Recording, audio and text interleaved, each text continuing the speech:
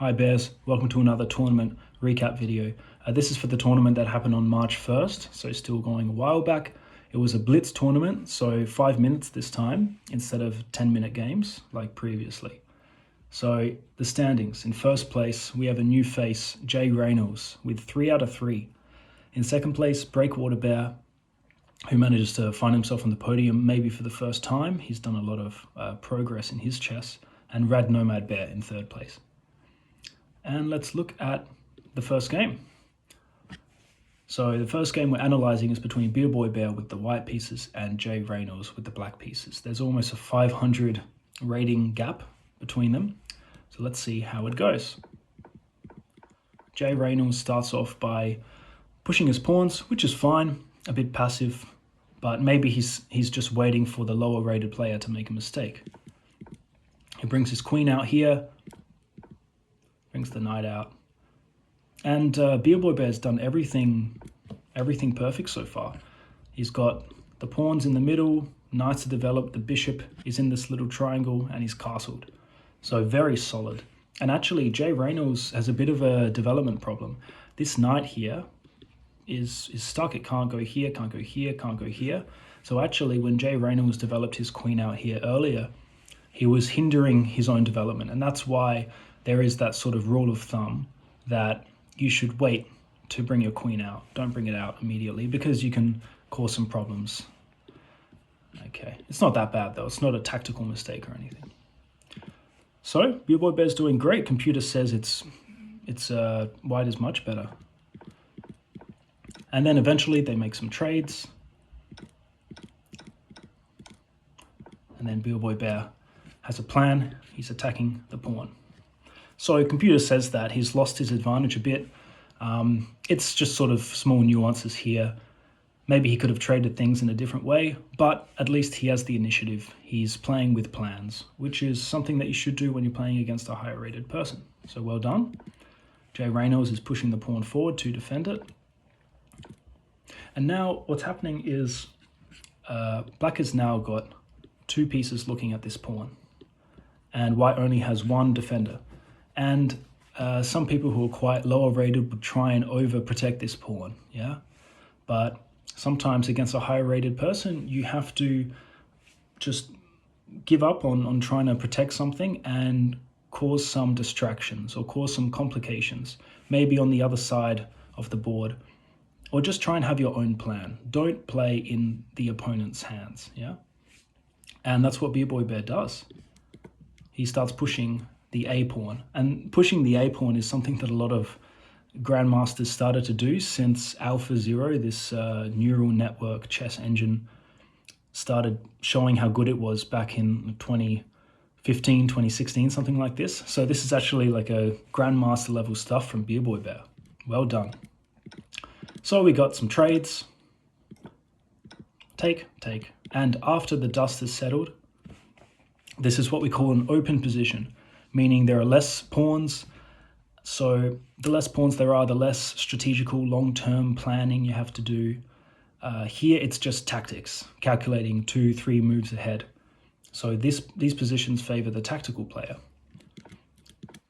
And let's also keep in mind that it is a blitz tournament and time can be a factor. jraynels only has 47 seconds, BeerBoyBear with just under 2 minutes. And BeerBoyBear in this last move has brought the rook back here. And this is dangerous because it's always dangerous to put one of your important pieces in the same line as, you know, a diagonal scoping queen or bishop. Because once this knight moves, the rook is going to be under attack. And that's exactly what jraynels plays with 47 seconds left. He plays a good move. It's actually a great practical move because there's only one move for black that protects the rook and also doesn't let go of the bishop. Well, first of all, you can't take the knight with the rook because you will lose the rook here. And you can't take the knight with the bishop, not because of this, but because the bishop was actually pinned to the queen. So this knight can't actually be taken now. And white has to defend the rook with the queen. but also at the same time she can't take the defense off of the bishop. So the only move is, you can pause the video now, it's queen back to b1. But, you know, in a practical game with under 2 minutes for BeerBoyBear might be hard to find. But anyway, in the game, BeerBoyBear takes the knight with the rook, and now jraynels has the chance to take the rook. But he doesn't actually take the rook, so maybe he didn't see it, maybe he panicked a bit with less time. He saw what was in front of him. What was in front of him was the bishop, and he's focusing on this. And BeerBoyBear now, how does he defend this and this at the same time? Well, it seems like he also prioritizes saving the bishop, or maybe he didn't see that his rook was under attack. Now, trades, and the problem for BeerBoyBear is that this queen of jraynels is in such a good position. It's restricting the king completely, and all black has to do is bring a rook over here, give a check, and it will be game over. And unfortunately, BeerBoyBear allows that. Has to give up the queen. And now this is a very instructive moment, actually, because yes, it's the end of the game, but let's bring our attention to the player called radnomadbear. And if you remember from the previous video, and others perhaps, he is well known for taking 50 or so moves to convert a winning position. So he'll move the pieces around and around, hoping that eventually he'll get the checkmate, and they're all dancing around. It's quite funny. He'll still win in the end, but this from jraynels is a great example of how to just win as fast as possible. So what he's done is he's put the queen on this line, because white wants to push the pawn. That creates some winning chances. But if the queen is here, the pawn can't be pushed. The queen will just take it. So this pawn is frozen, essentially.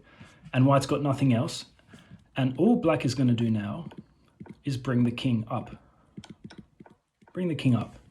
Keep the queen there, because, guys, it's much easier to checkmate with the queen and the king together than with just the queen.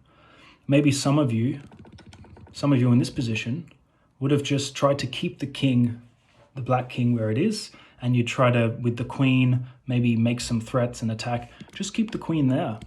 The queen's doing its job. White is going to run out of moves shortly.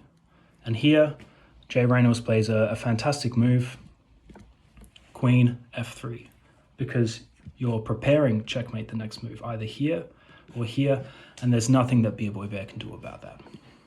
So well done, jraynels. Very classy technique in the end. Okay, now the next game I'm going to look at is between OGC 1985 and BeerBoyBear once again. So BeerBoyBear, is he going to get his revenge? OGC, he's rated 178. Remember, this is blitz. Maybe they haven't played a lot of blitz. Everyone's rating seems to be a bit lower than in rapid. Anyway, OGC is pushing pawns on the other side of the board. And what he's done is he's allowed black to just take control of the center. Already you can see that this plan, this opening idea hasn't really worked out, because this knight has got nowhere to go. Black has control of the center. Brings the bishop out on a perfect diagonal here, does BeerBoyBear. And now white is going to try and somehow bring the knight back into the game. Maybe bring the bishop out here and then move the knight back, and then here. It's just taking a long time. So instead, white decides to play pawn to f3. And the idea is that once black takes, the knight will retake, and then, yeah, you're down a lot of moves in terms of tempo, in terms of time, but you're back in the game. But in this position, after the move f3, it creates a terrible diagonal, which can't be defended. And that's what BeerBoyBear plays. Queen to h4 checkmate. A theme that is so common in so many of these tournaments, where the queen is coming along this diagonal, the bishop is here. It's just really common, guys. So just remember, at the beginning of the game, this diagonal has no defense for the white king. So try not to move these pawns at the beginning of the game. But well done, BeerBoyBear. He had to fight hard in the previous game, and in this game, he had it handed to him. All right. Now we're going to look at the last game. The last game between Super Terrible, a Canadian, who's known as Ibear, I'm pretty sure, and locksmithbear with the black pieces. Now, you guys know locksmithbear. I've made a 4-move checkmate video on him. I think he featured in the previous video. He's not rated 218. This is just, again, his blitz rating, so he probably hasn't played a lot on the website. All right, good stuff so far. Brings the queen out early, and as we saw in the previous game with jraynels, it's a bit too early to do this. You're not really threatening anything, and you're stunting your own development. You're also giving targets to the opponent, and that's exactly what locksmithbear does. Just jumps right in. Great. You're attacking the queen, but you're also attacking this c2 pawn. Now, white has to sort of concede. Sometimes you've got to go back to go forwards. You have to come back here to defend the pawn, or you can also come back here. But if you come here, you're also sort of blocking in your bishop. But in the game, Ibear says, no, I brought my queen out for a reason. I don't care about this pawn. So check. Now black can play bishop to d6. Now white has a move here, pawn here. The point is you put the ball back into black's court. Black has to move the bishop, and then white can save the rook in the corner. So black's making things a bit complicated, but white doesn't push the pawn. White moves the queen back here. Now black can take the rook, but locksmithbear moves back with the knight. We can ask him why he didn't take that rook in the corner. Yeah, don't know. Because now locksmithbear blunders and white takes the knight. I mean, that knight, it was right here. It was on the enemy wall. It was about to jump into the fortress, you know, do its job, would have died valiantly for the cause of the kingdom. But instead, it got scared, and it jumped back, and then it got eaten, and it didn't accomplish anything. Poor horse. And now locksmithbear is just down a piece. Well, locksmithbear is trying to get some counter attack, trying to attack the knight here, but Ibear doesn't see it. So now locksmithbear takes the knight back, and some trades happen, and let's take a bit of a breath and evaluate. Now, after all the dust is settled, black is up a pawn, and the computer says that black is a bit better because of that pawn. Black's only missing 1 pawn, and white's missing 2. But apart from that, they both have the bishop and the knight, and their queens are both in active positions. But black's king's also castled. White's king has moved. It's given up the castling rights. That might be another reason why black's position is a bit better. Furthermore, black's attacking the rook. So white to move. White wants a queen trade and loses the rook. And now it's cleanup time for locksmithbear. Gives lots of checks, kicks the knight away, attacks the queen, great stuff. Gives a check here, gives more checks. Ibear blocks with the bishop. Black gives more checks. Now moves the rook out of the way. And now the white evaluation bar shoots up because it's M1, mate in 1. Checkmate in 1 move. Can you see it? I hope you can see it, because Ibear plays it. Queen A7 checkmate. Now, it's just one of those times when the pieces are in the right place, totally by accident. Because, first of all, when queen gave check here, Ibear blocks with the bishop. It's basically a blocking move, but it has the extra role of putting another attacker on this pawn. So it's great. And of course, you know, black can just defend the checkmate. But black got carried away giving checks. And also, when the knight attacked the queen here, queen could have gone anywhere, but queen moved here. Now, was Ibear predicting 4D chess that in the future he would keep an eye on this pawn? And this is something you can take away, hopefully, that if you don't really know where your piece should go when it's under attack, and you don't really have any plan in the next 1 or 2 moves, just put your piece in a place where in the future it could be useful.